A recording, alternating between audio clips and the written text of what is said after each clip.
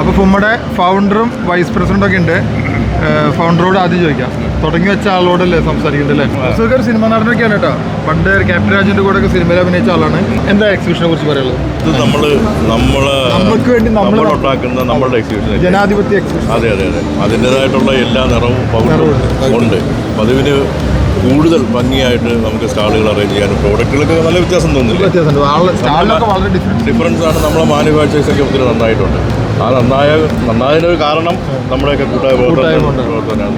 അപ്പോൾ പേങ്ങാടൻ ഫർണിച്ചർ വെറും ഒരു ഓട്ടോറിക്ഷ ഓടിച്ച് നടന്നത് ആളാണ്. ഞാൻ അങ്ങനെ പറഞ്ഞു കഴിഞ്ഞാൽ ഈ എന്തായിരുന്നു പണി എന്ന് ചോദിക്കുന്നതോട് അപ്പം തന്നെ. പക്ഷേ ഓട്ടോറിക്ഷ ഓടിച്ച് തരുന്ന അഹമ്മദ്ക്ക ഇപ്പോൾ ഒരുപാട് സ്ഥലങ്ങൾ, ബിൽഡിങ്ങുകൾ, പല സ്ഥലങ്ങളിൽ ഷോറൂമുകൾ.